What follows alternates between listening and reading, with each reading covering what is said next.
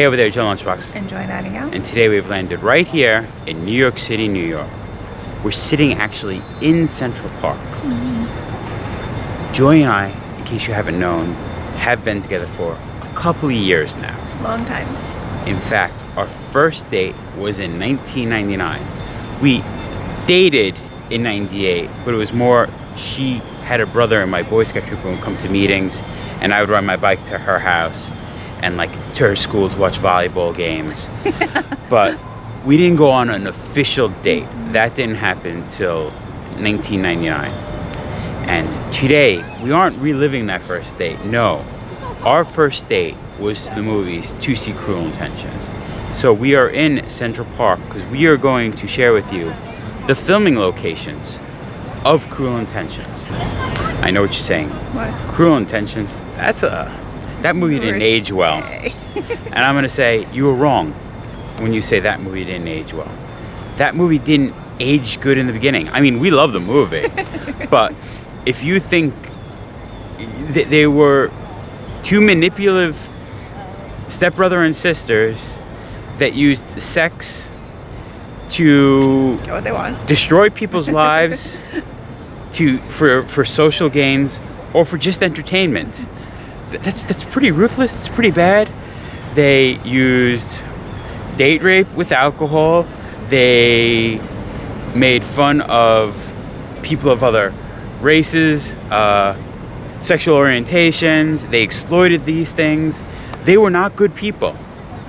However, in 1999, that movie starred Sarah Michelle Gellar, Buffy the Vampire Slayer.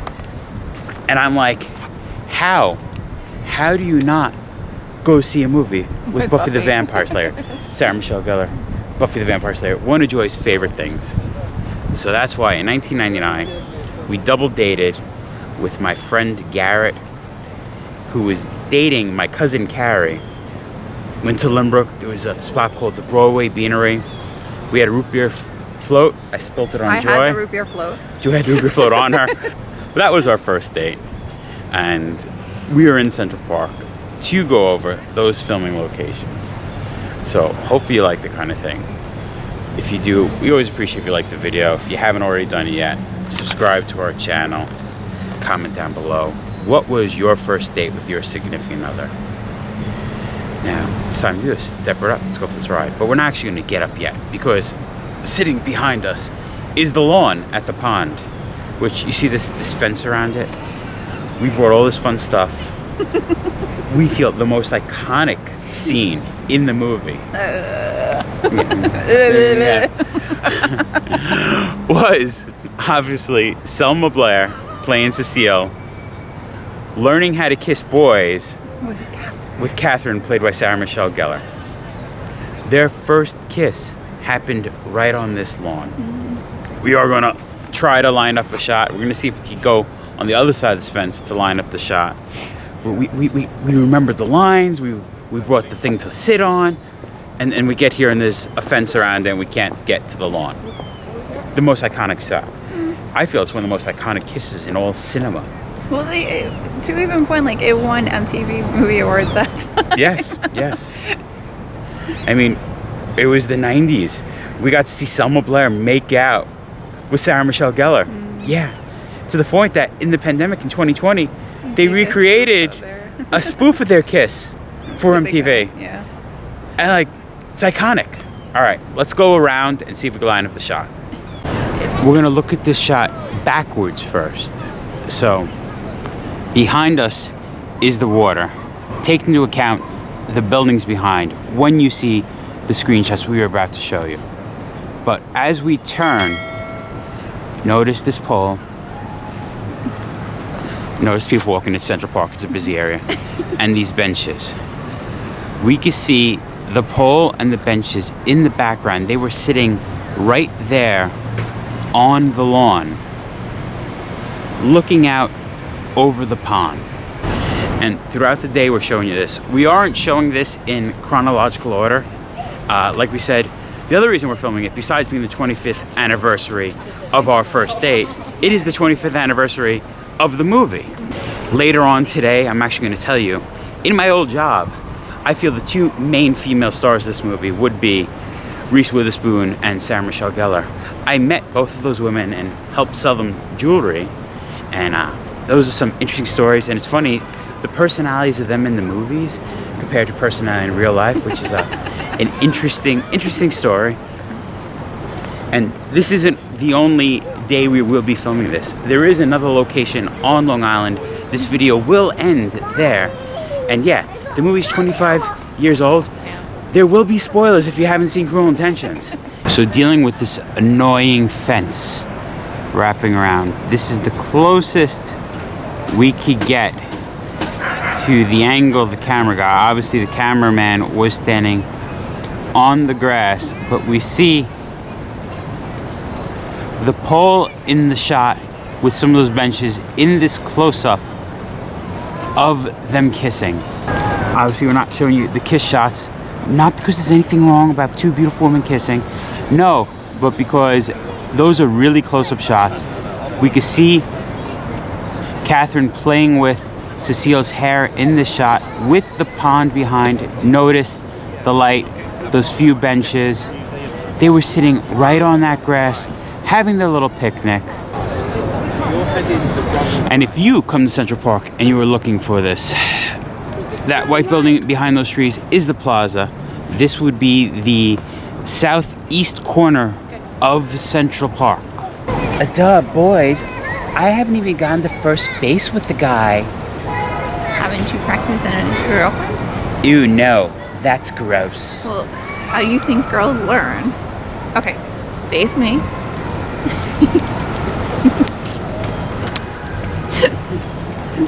That wasn't too bad.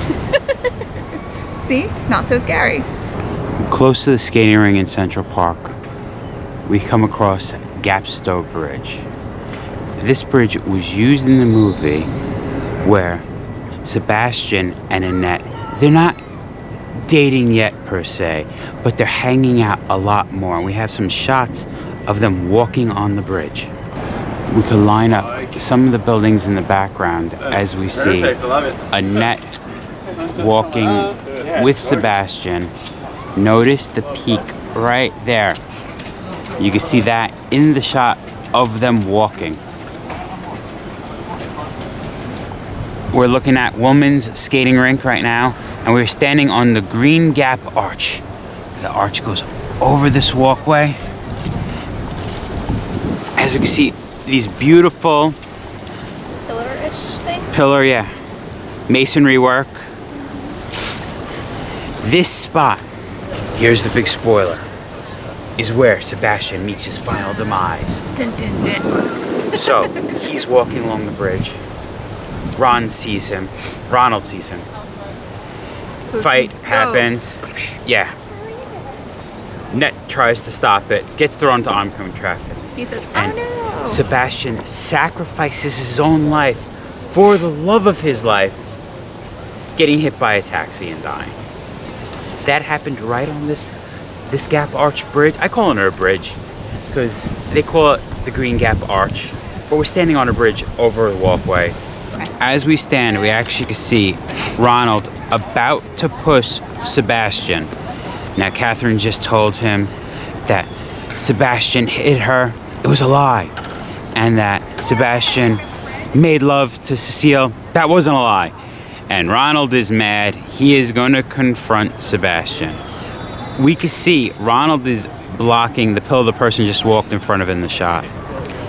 And in the shot with Ronald, notice behind him on the first lower curb right in front of us, the little seam in the cement behind. Now here it is today. We can see that seam still. We can see the poles behind on the arch bridge itself, lining up where that initial push happened. Here we have the fight where it ensues. Now they're actually throwing the punches, tossing each other around. Ronald is beating up Sebastian. Annette sees and runs, jumps on Ronald, gets thrown over that curb onto oncoming traffic. As we see Annette approaching, she just sees Sebastian fighting with Ronald. we can notice the bush behind the start of the masonry work right behind her. This shot here, we can actually see Sebastian walking past this pole onto the bridge. So Annette gets thrown into the street, Sebastian interferes, taxi is driving from the lights towards him. When he gets hit, we turn around. Right now we do have a lot of trucks blocking some of the mason work, but we see some of these pillars in the shot, Sebastian laying in the road with the taxi in the distance as Sebastian is dying, Annette comforting him.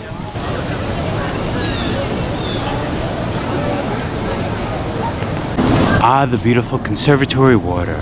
Sailboats out. We can see the buildings in the background. Ronald just got told by Catherine that Sebastian is bad, and Ronald's going to go confront him. And you can see an angry Ronald walking along this water. So, sat on a bench. We just walked across Central Park, north and over to corner of West 72nd Street and Central Park West for our next location. On this corner, Annette wakes up in the morning. She just read Sebastian's diary, his prized possession, his journal. I call it his diary. His journal. And she has to go see him. She has to go talk to him. So at this corner, we see her entering Central Park. We notice the building in the background, the arch entranceway, the pole is still the same. And then we see the view as she's entering into Central Park. Notice the streetlight pole in the distance. Proceeding north on Central Park West, we have walked past the Museum of Natural History till we get to 225 Central Park West. So from the Alden Apartments, this is where Reese Witherspoon's character, Annette, stayed. So it was where she was staying, her apartment, however you want to call it. Now, let me zoom in to all that nice stonework. As we can see from the stonework, the upper left window in the shot now was her apartment. If you look at this shot, you actually can see her hanging out the window. And notice all the stonework is still the same after 25 years. We've seen the apartment close up, but we also saw it across the street. Sebastian, obviously played by Ryan Felipe, was looking up at that window, realizing he made a mistake. He loves Annette, and we see him leaning against this rock until the morning when he jumps down. We get the shot of him walking away from the apartment, looking up at her window. The street poles are the same. The tree behind is the same. We can see the little bench leaning against the stone wall in the shot. And while we are here at Annette's apartment, I figured this would be a good time to tell you the story of when I met Reese Witherspoon. Now, I used to sell jewelry at a jewelry store down on Broadway, just north of Houston. And it was fine body jewelry. And I was restocking monocles at our front counter with my head down, and I look up and go, wow, this attractive woman standing in front of me looks like Reese Witherspoon. And then I noticed the 20 paparazzi outside and went, oh, this is Reese Witherspoon. And she was there with her daughter and Zoe Kravitz. And she was very pleasant. She didn't care for the 20 paparazzi outside the shop. She came up to me and she just said very nicely, hey, I just lost this earring. Can you look up in the system what size it is? I'll give you the credit card, ring me up. Could I just go sit upstairs so the paparazzi doesn't see me? And I went, not a problem. So I just got a replacement earring. She was super pleasant, super sweet, very nice person, and good interaction. She knew what she wanted, which is always good. Some people took hours not knowing what they wanted, and very pleasant. Now, we're going to leave Central Park West, walk over to Fifth Avenue to show you where Catherine, played by Sarah Michelle Gellar, lived in New York City in this movie. And then I will tell you a different story with Sarah Michelle Gellar. Interactions with her was a little different than with Reese Witherspoon. But me and Joy are going to now make our way over there. You get to meet us there when we get there. So here we are in the corner of East 79th and 5th Avenue, and we're at the Ukraine Institute, but in the movie it was the Valmont Mansion, which would have been where Catherine and Sebastian were. We have found their house. A little emergency, a little girl just lost her balloon. Mom had to run and get it. That was what the crying was behind us, but it's all safe. But, so this was their house. Originally a private mansion to Isaac D. Fletcher. It was commissioned in 1887, not in the movie, in real life. No, it's really cool. And now it's the Ukraine Institute of America. Sign outside of it. Which is a beautiful building, and you can see why it was chosen to be their mansion in New York City. As Joy's looking at the flyer in the front, she almost is standing where Ryan Felipe stood. As after he parked his car, the cop was telling him he has to move it, and Ryan Felipe brushed him off. You could see him going into his house right over here. And as he parked his car on this corner, we could see the light pole in the background. It's funny, they did a very good job of cropping out the Metropolitan Museum of Art from their shot. As you can see, this is close to their shot as we look at the screen grab now. We had to cross the street to take a look at how stunning this building is. But as we stand in front of the Valmont Mansion, I figured, let me tell you the story. This wind is kicking. Hopefully you can hear me. The story of when I helped Sarah Michelle Gellar.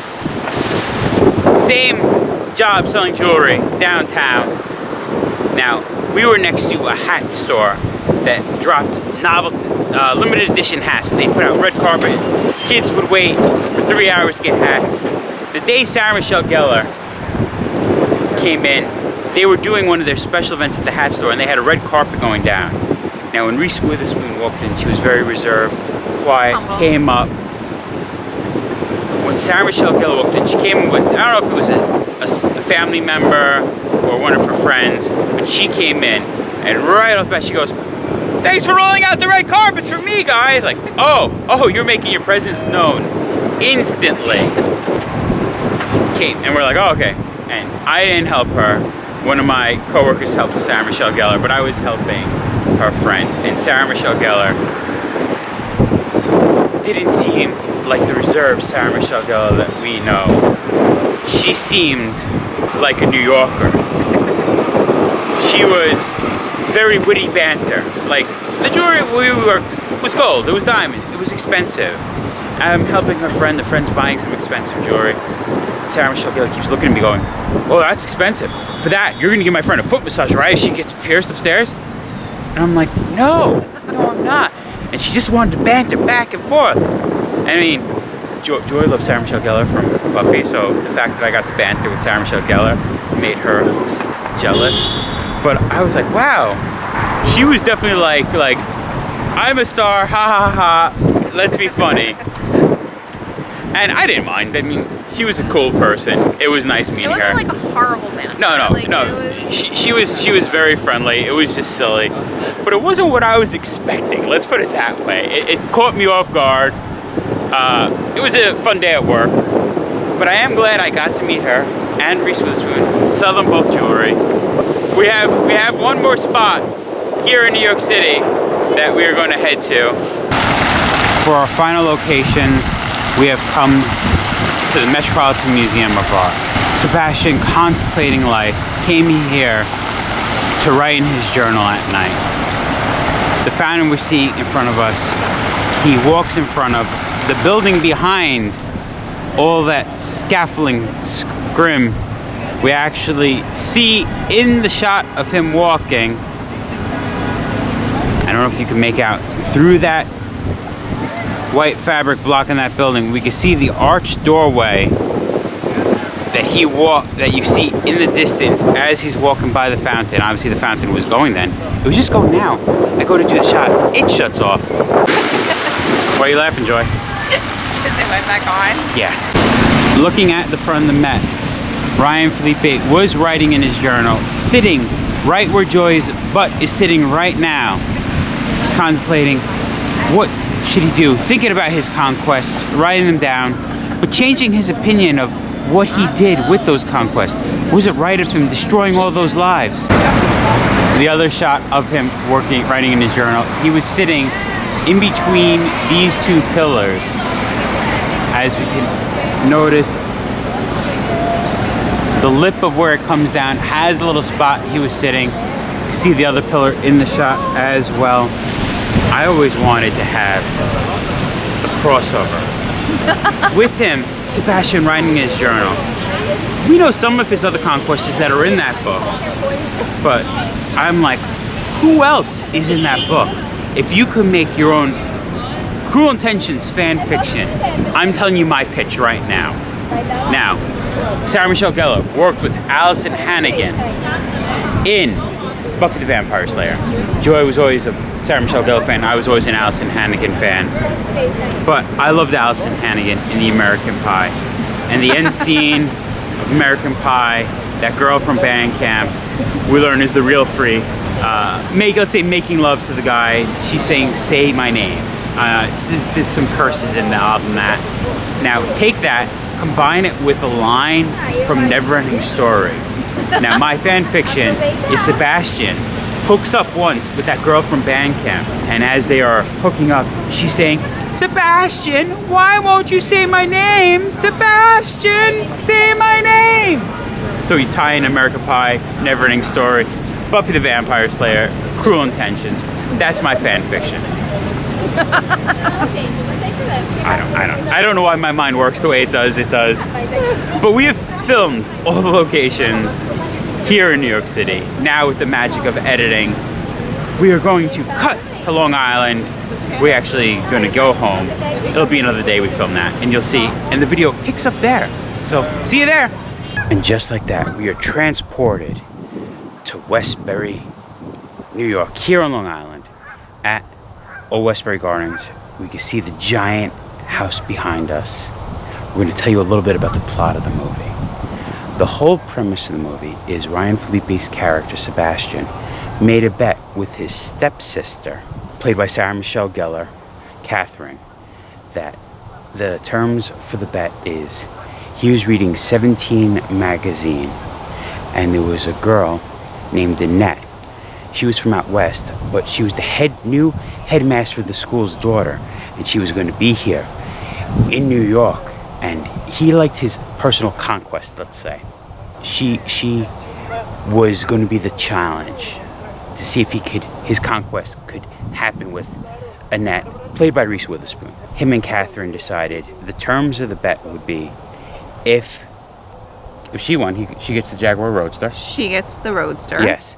And if he wins, he could park his Jaguar Roadster anywhere. I think that's what it was. Something like that, right?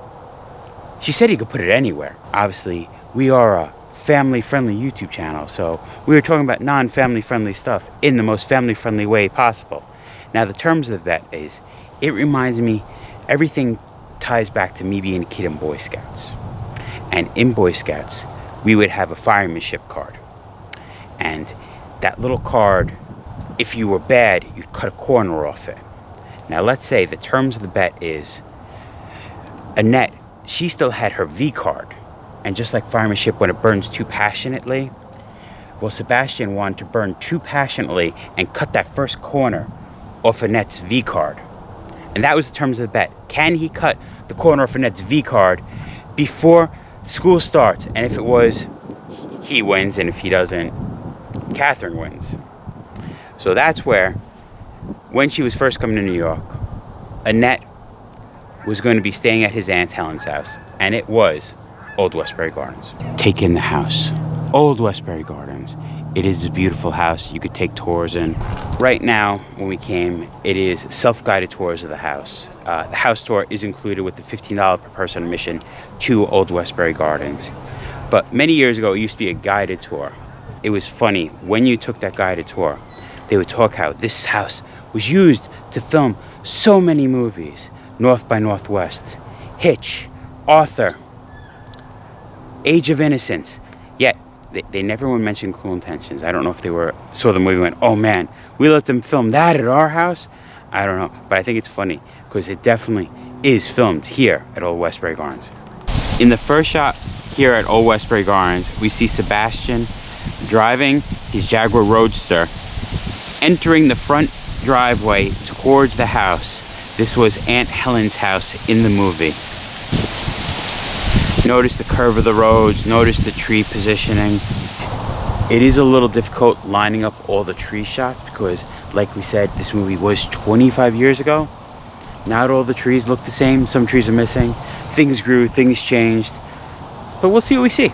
After Sebastian first tries to kiss Annette, and the kiss doesn't go the way he planned, we see him running away down these stairs. Notice the weird limbs on the trees and the flower pot to the right. And then we can see Sebastian running down the stairs.